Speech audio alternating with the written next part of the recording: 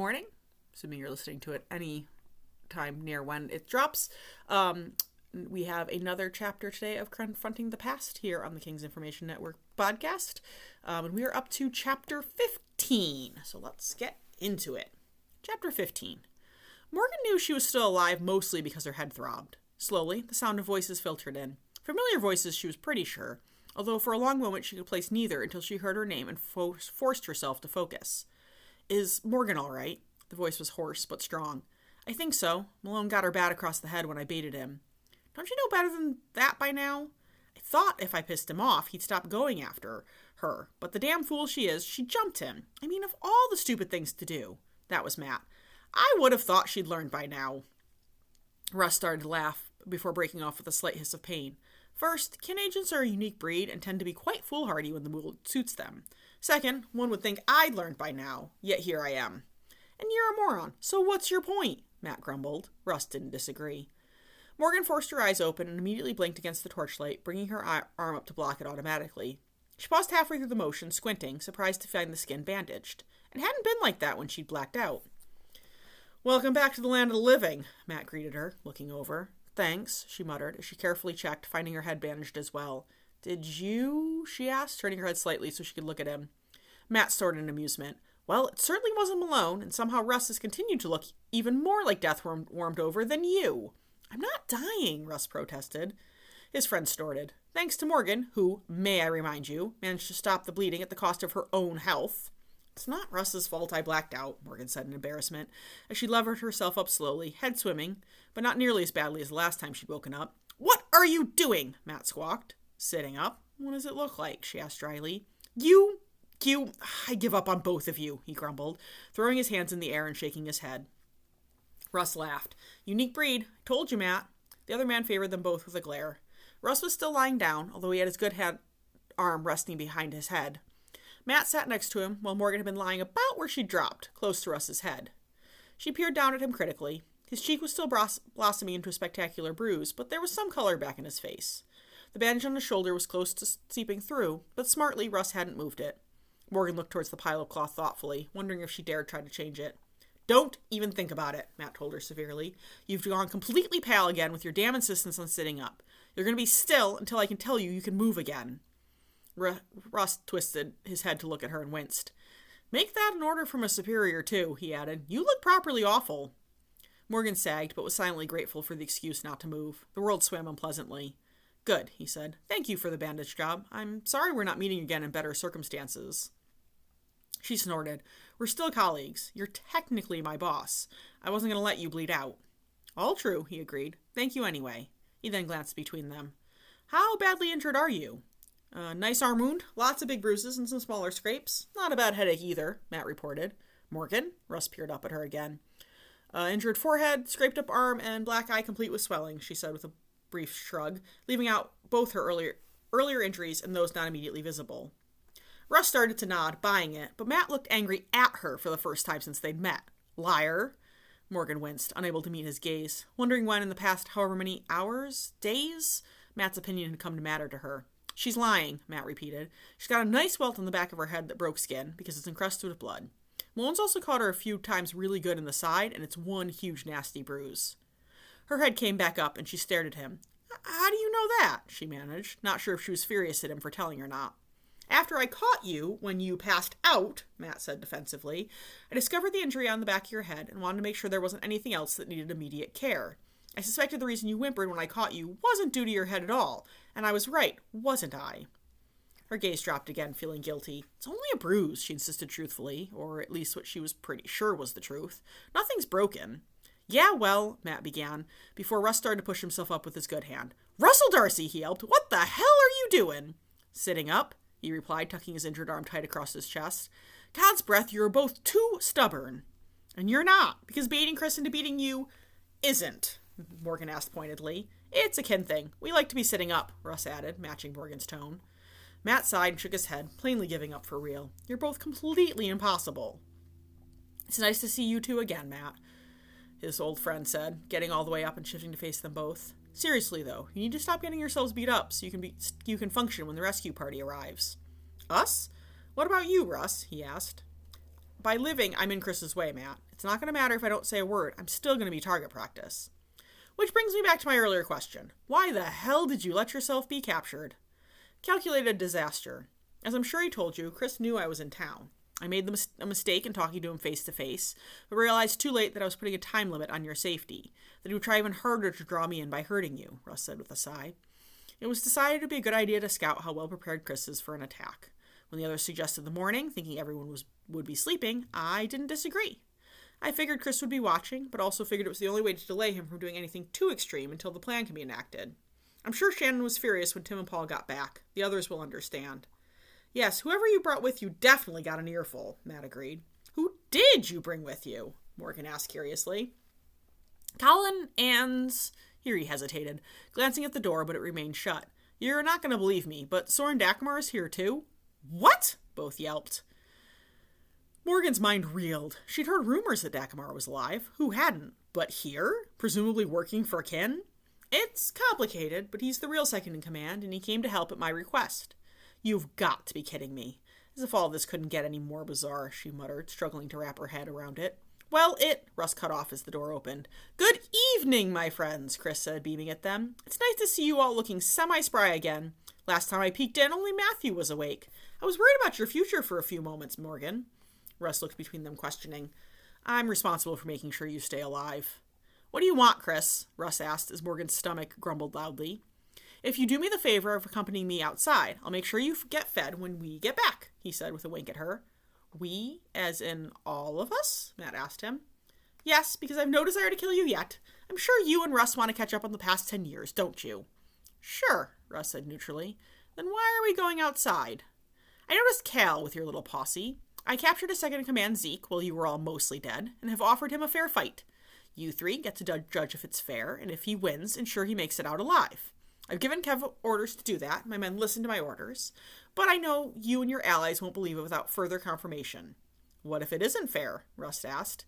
You can stand in for Zeke after he's dead, Chris told him cheerfully. Russ snorted. Sounds like fun. How soon do we get to go? Now, on your feet. All three awkwardly got to their feet. Matt and Russ struggled not to stress their injured arms. Morgan swayed in place until Matt stepped up to offer her his shoulder to lean on. You okay? He asked quietly. She nodded and tried to lean on him as little as possible. Chris raised his eyebrows. Now that's interesting. What, Malone? Matt snapped. You two have become great friends already, haven't you? Yeah, well, dealing with you can do that to anyone, he said. Chris took a threatening step forward, expression darkening, but Russ neatly slid between them. Don't we have a fight to get to, Chris? The other man hesitated before shrugging.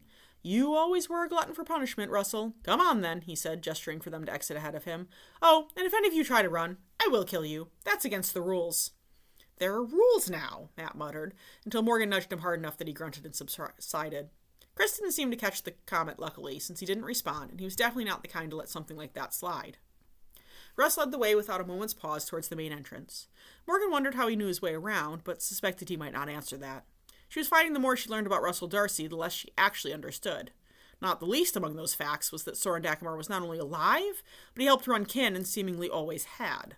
Kin, an organization dedicated to protecting the monarchy and High Castle Line, after he'd been one of the three. She watched the back of Russ's head as he strode along, seemingly unconcerned that, not too many hours ago, he'd been practically at death's door.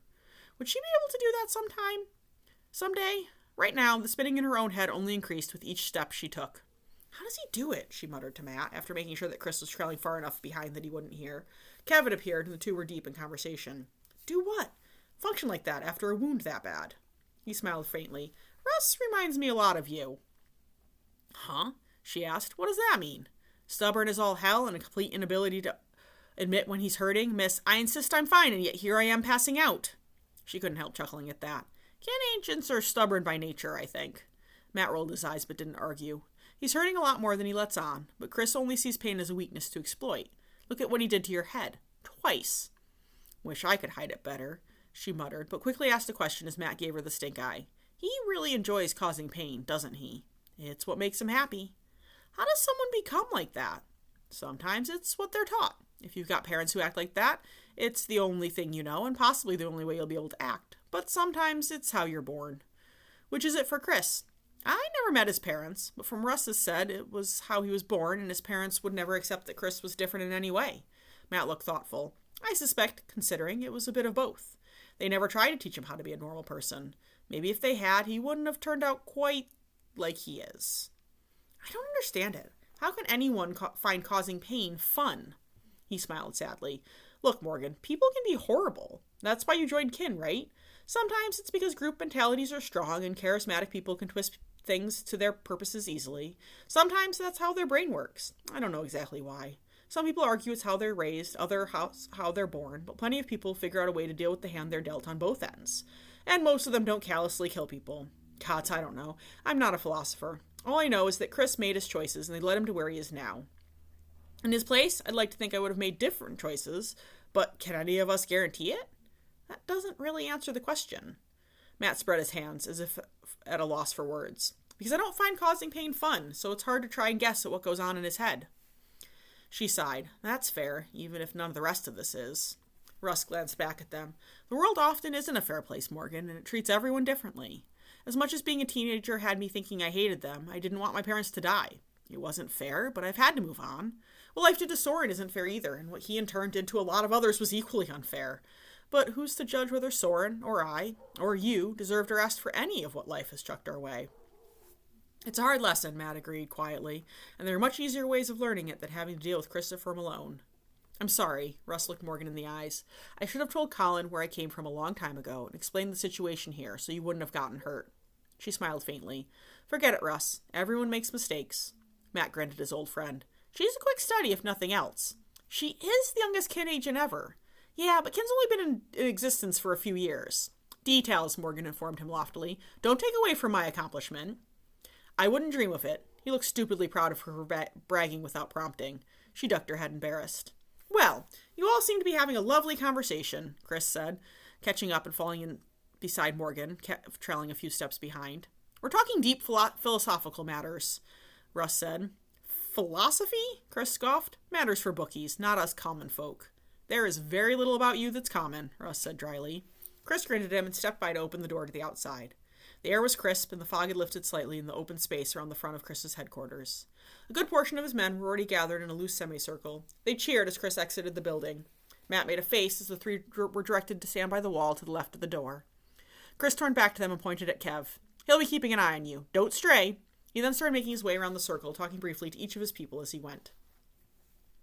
There's a lot you can say negative about Malone, but charisma is one character trait you can't argue with. Russ snorted.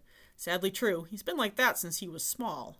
Matt filled me in on your history, Russ. I hope you don't mind, Morgan said quietly, feeling surprisingly safe as she stood between the two men. He glanced at her, then at his old friend before shrugging. You deserve to know, considering how much of a rubbish deal you're getting out of all of this, so no, I don't mind at all. Joe appeared out of the door now, escorting the man Morgan presumed to be Zeke. She was glad to see he didn't look half dead like Matt, and Russ did. In fact, he was built solidly and shook out of Joe's grip like it was nothing, which Morgan remembered all too well as extremely tight, and stepped forward. You promised me a knife, Malone. Kev? Chris said, gesturing with his head. Zeke stepped forward brashly and held out his hand. Kev pulled it off his belt and handed it to the other man, hilt first. Morgan watched the two opponents as Zeke moved back to eye Chris, taking his measure. Chris stood still, hands at his sides, entirely at ease. Does he stand a chance? She asked quietly. Not unless he's better than I've heard, Matt murmured. The only person I know to have ever been able to beat Malone in a fight, fair or otherwise, is Russ. He's not that good, Russ said, frowning as he shivered in the brisk air, still missing a shirt since Morgan had taken his off to use as a bandage. Matt chuckled. Yeah, he is, Russ. You're the best with a knife I've ever met, and probably whatever other weapons you've learned as part of kin. Soren's better than me with a sword. I've got him beat with a knife. We're both bad with axes. I think I'm a hair better at archery. You've fought Soren. For practice, obviously. Neither of us wanted to lose our skills, and Dean's too young to truly spar against, although he's got talent. They were whispering, keeping one eye on the two opponents and not wanting to be overheard. Dean? Morgan echoed. Do I want to know? Soren's son. Matt's head whipped around to look at him. His what? He squawked. Russ shushed him. Not so loud. Yes, his son. The last thing I need is for Chris to know about either, especially Dean. He's here. Dean's here. Russ nodded, but was again interrupted as Chris held up a hand for silence. Almost immediately, the gathered crowd hushed, waiting with eager anticipation. Zeke, second in command of the Masons, has been challenged by me, Christopher Malone, first in command of the Hostlers, to a fair duel to the death. Zeke, do you agree? Not that I have a lot of choice, but yes, the young man standing across from him said, eyes narrowed as he watched Chris closely. Witnessed? Witnessed, the crowd yelled. Get him, boss, someone added amid roars of approval. Getting free isn't going to be easy, is it? Morgan asked under the noise. Matt squeezed her arm, and Russ shook his head slowly, eyes fixed on his longtime nemesis and friend. The deal is, if Zeke beats me, he will go free without repercussions. Witnessed? Witnessed, they chorused again. Good. Let us begin, he said with a slow, predatory smile as he stalked toward Zeke. Damn him, Russ growled, tensing as if about to act. Damn him to hell. Matt shot him a warning look. You're in no shape to fight him right now, Russ. With this wounds, it'll be weeks until I am. Yes, but you don't have the agreement of being let go safely if you win, whereas Zeke does. He knows what he's been dragged into. I'm afraid there's nothing we can do. Russ turned on him sharply. So you've just given up, Matt. Given up on saving lives. His friend glared back, while Morgan cringed at their tones, watching the slow-starting fight. No, I'm giving up on Zeke's in favor of ours and hopefully the rest of Greyspire. Assuming, of course, you're as prepared and have such a great plan like you were claiming before Morgan woke up. Why should anyone else die? Damn it, Russ, Morgan butted in, finally taking her eyes off Chris's feline movements, distracted from trying to get an idea of how exactly he moved so quickly and annoyed about it. Zeke's death won't be your fault. Your parents' death weren't your fault. Everyone else's deaths are not your fault, she said, holding his gaze. His mouth worked soundlessly for a moment before he sighed. As Matt said, Morgan, you're a quick study. Yeah, well, it'd be great if you believed me too. Now, as nice as it is to be distracted, Chris told us to make sure it was fair. I doubt that means much, but I, for one, am not about to let him cheat. But I can't prove it if we're not watching the fight. A gasp went up from the crowd, and their heads immediately swiveled back to watch.